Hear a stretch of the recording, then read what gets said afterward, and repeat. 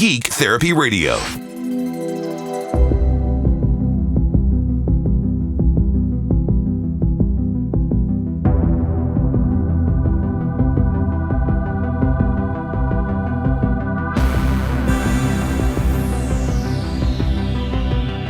Welcome to the Geek Therapy Radio podcast. I am your mental curator, Johnny Hemberger. No, you did not enter the Upside Down. This is just Geek Therapy Radio, but I'm happy to announce, even though it's not my announcement, it is the Duffer Brothers and Netflix's announcement that there will indeed, if there was any question, be a fourth season of Stranger Things. The trailer, the announcement trailer, there's not much to it. It's basically just the Stranger Things logo fading into the background, and then some text appears on the screen that we're not in Hawkins anymore. Woo! So where is Stranger Things 4 going to take place? And that's what this podcast is about. That's what this episode is about. I get to speculate now. And if you email me, we can speculate together. GeekTherapy@iHeartMedia.com. The link is below in the podcast description, but you can also get on Geek Therapy Radio Facebook and let me know there too. So I'll just start out with this. I think that the fourth season will occur heavily in Russia. I will also make a statement right now for anyone listening who has not seen Stranger Things, who has at least not seen the third season of Stranger Things. If you are not caught up on Stranger Things, stop listening immediately. I have maybe 200 other episodes, at least, for you to choose from. Just rifle through them and find something else to listen to. I am meticulous about how I title and describe each episode of Geek Therapy Radio. So this is your warning right now. I'm going to do a 3-second countdown for you to stop this podcast and listen to another episode of Geek Therapy Radio from the past. Because we are, by the nature of discussing this, it has to contain some spoilers. So here's the countdown. When I get to 1, you have been warned. 3, 2, 1. At the end of Stranger Things Season 3, we saw Hopper, right? That's his name? The police officer, Hopper, right? Or Hopper? Why am I blanking out all of a sudden as I'm talking about it? He supposedly died in an explosion with that reactor that was keeping the gate to the underground open. But we never see a body. And usually when TV shows do that, that means the person isn't really dead. Although it'd be hard to imagine how he would survive a blast like that, which basically, you remember, anybody in the room is melted when that thing goes off. They are just turned into a human soup. So it's hard to imagine that Hopper was any different. But we still don't see a body, so we don't know exactly what happened. All we do know is that the very last scene of Stranger Things 3 is that Demogorgon, dog, beast, devil, demon thing running around the cage hungry. And the Russians say, "Not the American." And they toss another guy in there. They toss a Russian guy in the cage for the Demogorgon to feed. So, who is that American that they're talking about? There's some speculation that could be Hopper or one of the other scientists from the first or second seasons when, that lab was operating underneath Hawkins. I think it's probably Hopper. That's my guess. And, I would be happy to be wrong. I mean, not that I don't want to see him back in the series. He's a very important part of the series. Do you think it's maybe What's-Her-Face's boyfriend that got ripped to shreds? Maybe not. Maybe not. I don't think they'll bring Rudy back. I think he did. I think he dead. But who knows who the American is that they refer to at the very last scene of Stranger Things season 3. They're either bringing somebody back who we thought had died, and the reason why I'm leaning towards that versus just like bringing an old scientist back into the mix is that I think it's more entertaining to the story. It's more of an impact. It's more of a shock. So when people are writing shows like this, they're going for the impact in that kind of shock. And, oh, he's back, and they want the buzz. They want the internet going crazy. They brought Hopper back, blah, blah, blah. So that's what I think. It's going to be somebody critical who we thought was dead. And my bet is leaning towards Hopper. Another thing to bring up here, because I've heard it, I've heard the concern brought up multiple times by multiple people, is that they hope season 4, well, I'll backtrack, but put a pin in that for a second. The concern before season 3 was that the kids are growing up. They're not the cute little kids that they were in season 1. That they're growing up and it's going to be hard to get behind them and, you know, be attached to them because they're not the sweet little kids anymore. But I don't think that's a problem, because season 3, a lot of those same people thought that season 3 was their favorite season so far. They're gangly teenagers in that season. I think that the show is doing an incredible job by not avoiding the fact that they are growing up, by not trying to write around or recast or whatever around the fact that the main characters are growing up. They are writing their growth and their maturity and their development into the story itself.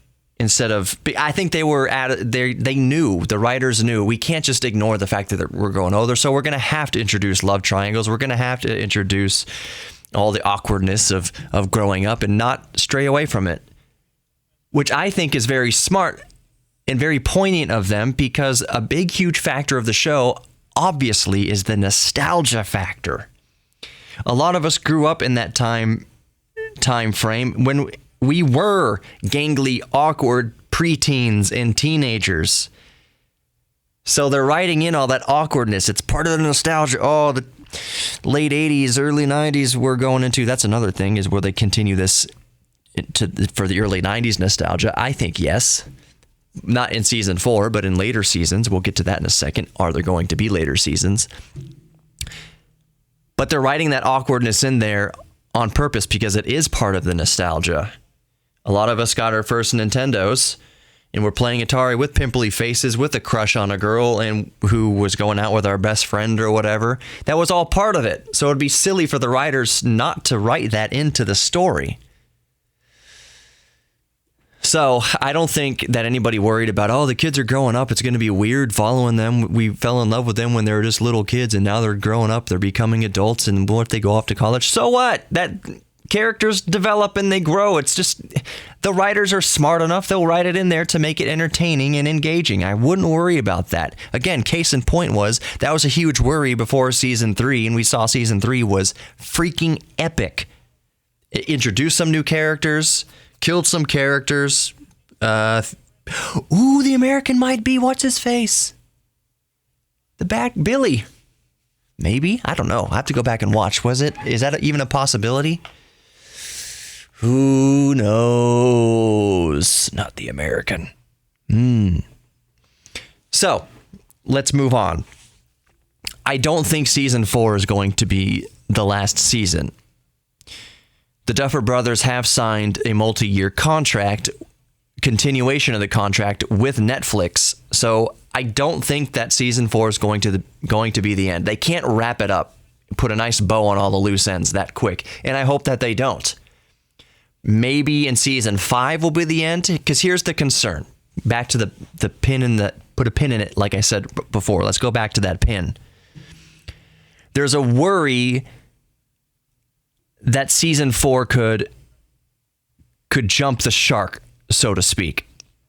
And for a little backstory on why they call it jump the shark, back during the show Happy Days with the Fonzie and all that, there's a marked point where the show got terrible, and it's after Fonzie literally jumped the shark with his motorcycle. That was the point that the show just got stupid, and nobody liked it, and it was horrible. So they're hoping that Stranger Things won't, quote unquote, jump the shark with their BMX bikes, and in season 4 be the turning point when Stranger Things gets stupid and terrible, because shows either die young enough, get canceled young enough to be a hero, like Firefly and arguably Arrested Development and other shows like that, or they live long enough to be the freaking Simpsons. All right, put a freaking... Simpsons has been bad for a long, long time. South Park has been consistently good since 1997. There's been 1 or 2 seasons that may not be people's favorites, where they tried a whole big long story arc, with Trump and everything. But for the most part, South Park is still just as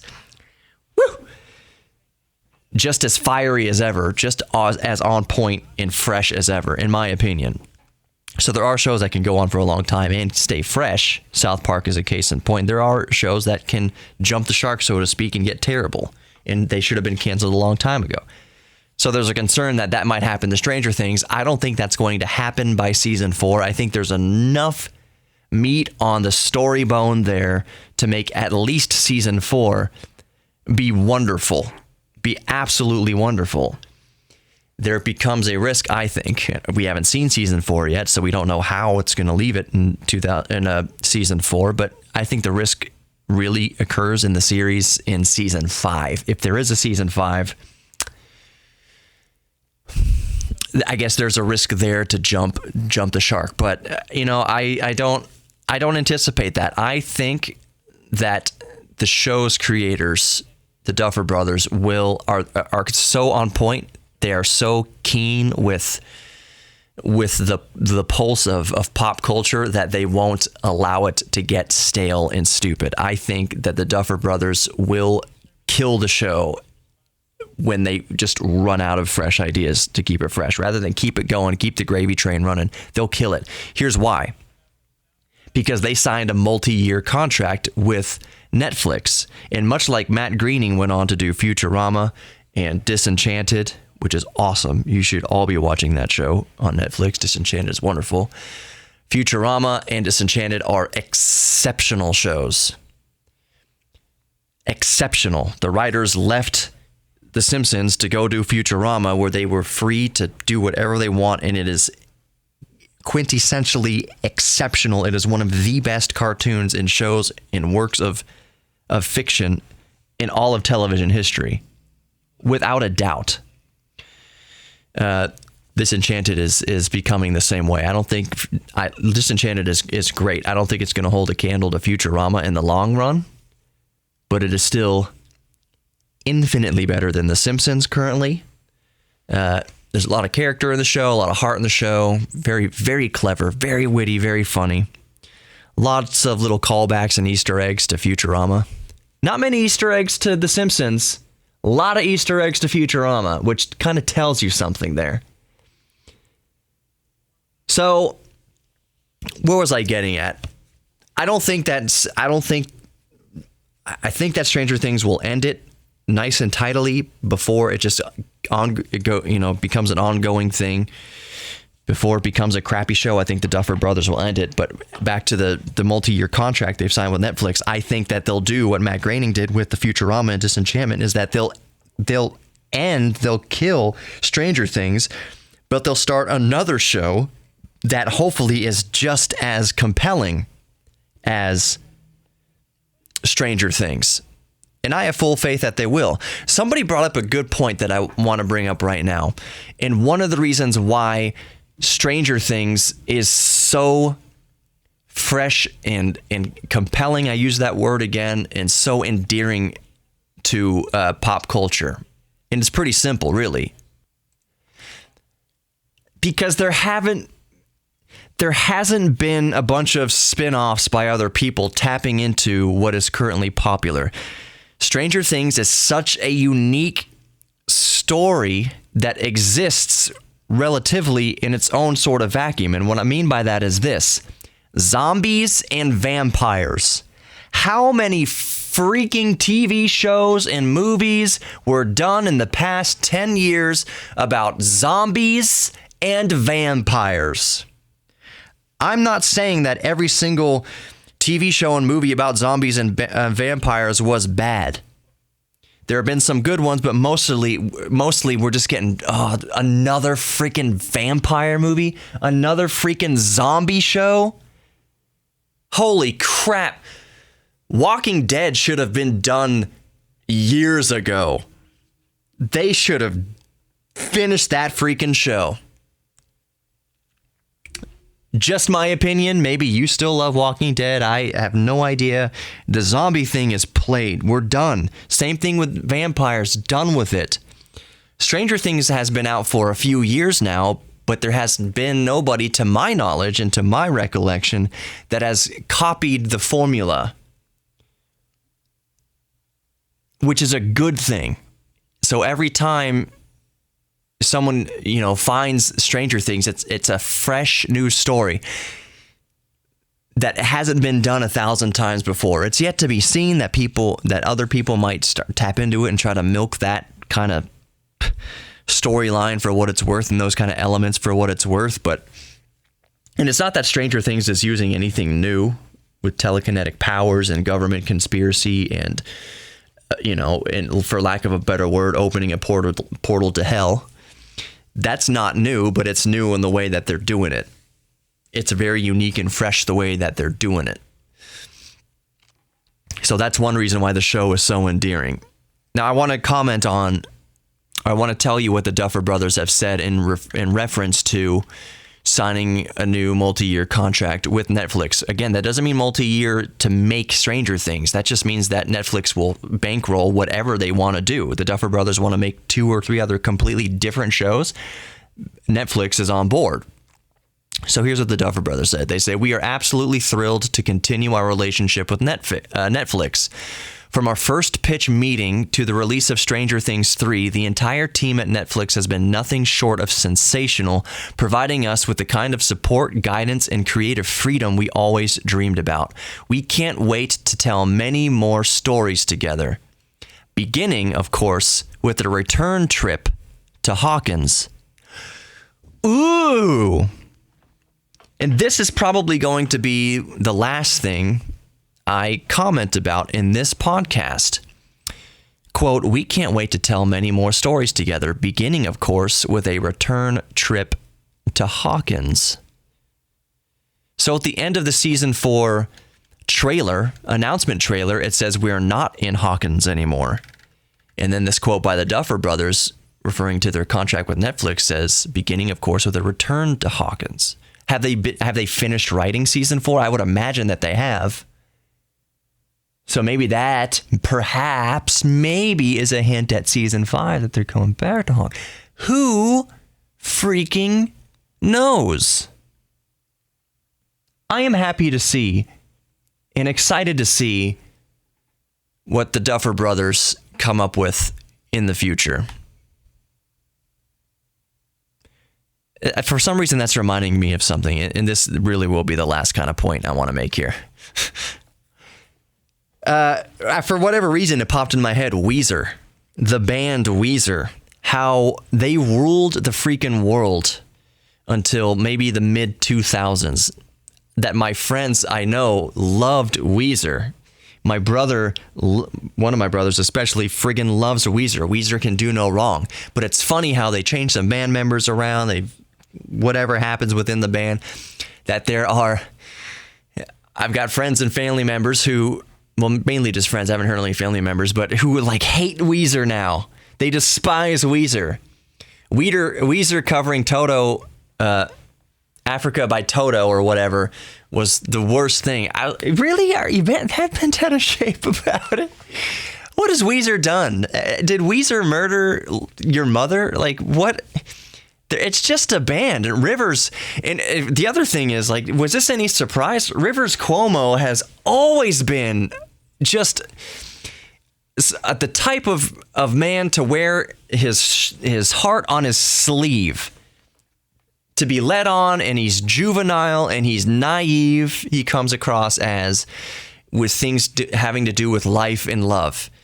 Rivers Cuomo hasn't changed in my eyes since the early 1990s. He has gotten older, but he's still the same sheepish, timid, anxious, nervous type of guy.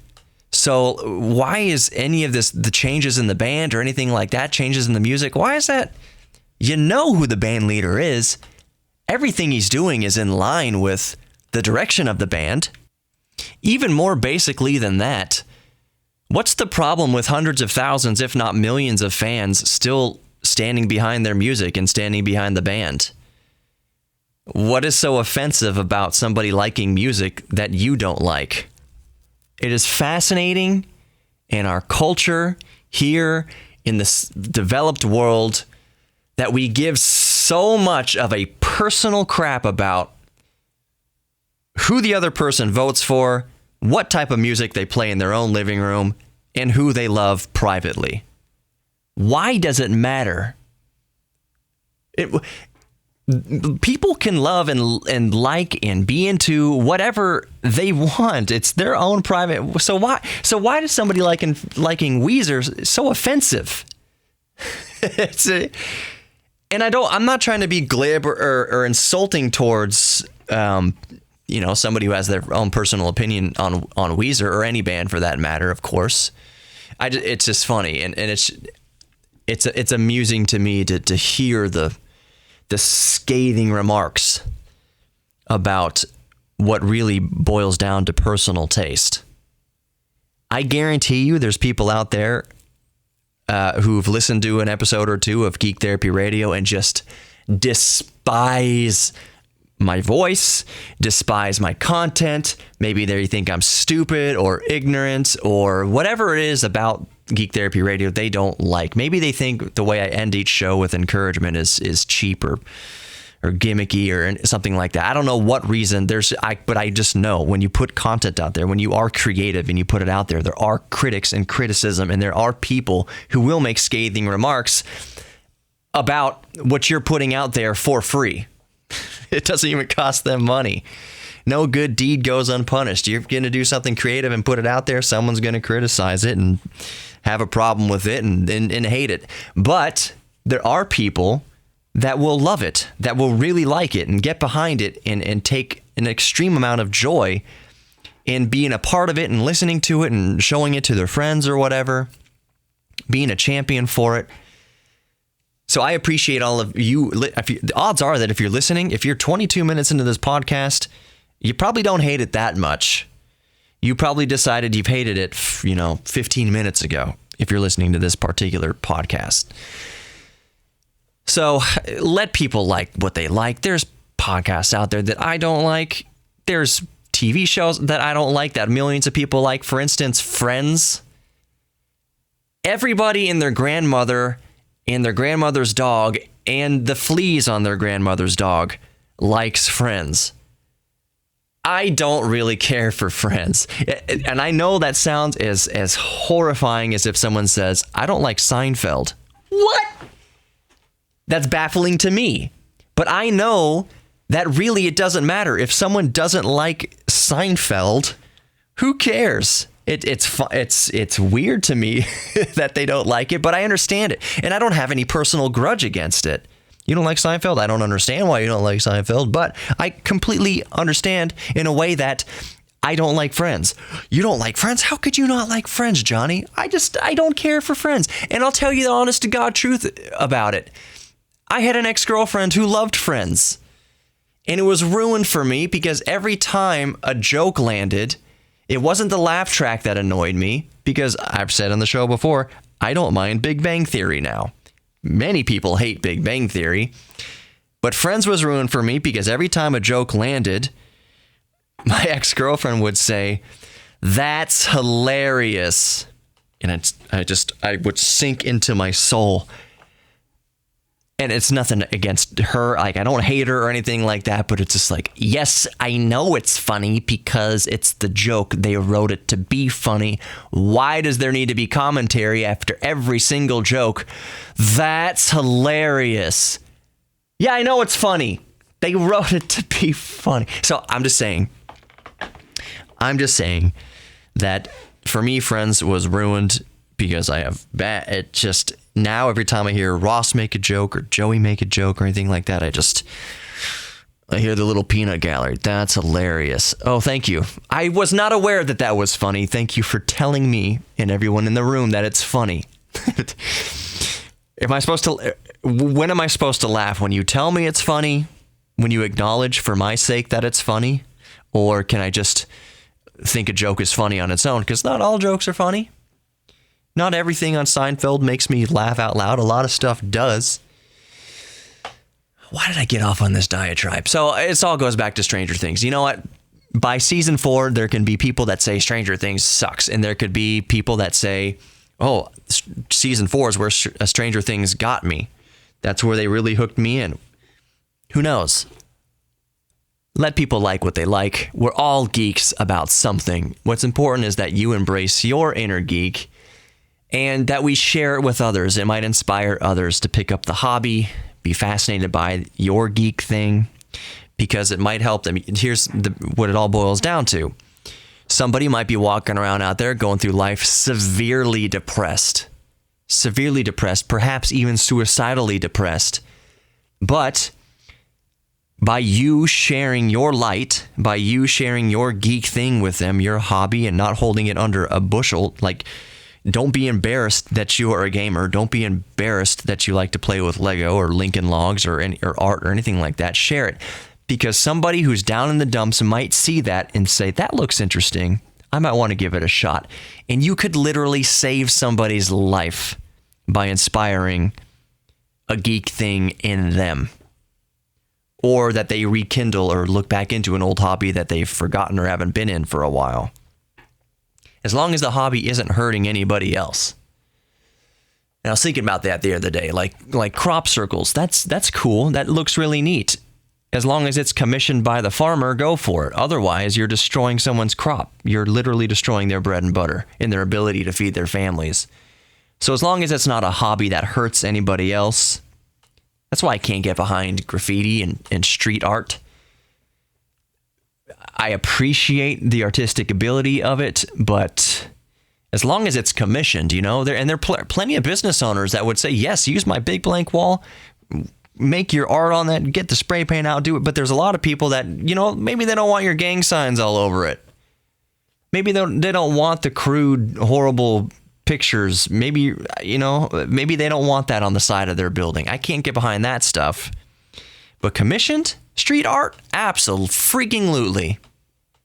Wonderful. So as long as your hobby doesn't hurt somebody else, just kind of keep that in mind. And I guess that's it. Be good to yourselves and others, especially yourself, because sometimes it's easier to be good to others than it is to be to yourself. So kind of chip away at that each day. It's not a light switch that we can turn on and off. Oh, I love myself today. Oh, that's all it took was, oh, thank you, Johnny, for telling me I should love myself. I do love myself. I am just 100% great. That was the key. That was the missing link in my story was, you need to tell me to love yourself. I know that's not how it works.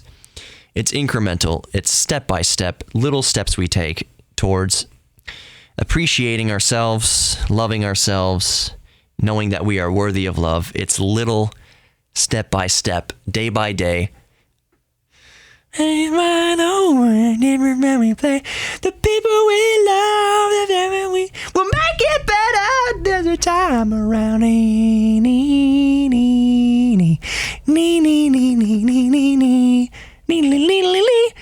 I'm going to end with that theme song.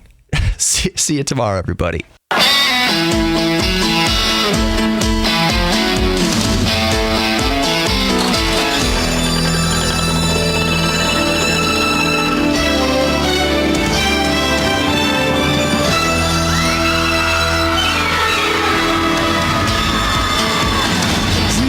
Broken, seem like all was lost. What would be the future? Could you pay the cost? You wonder, will there ever be a second time around?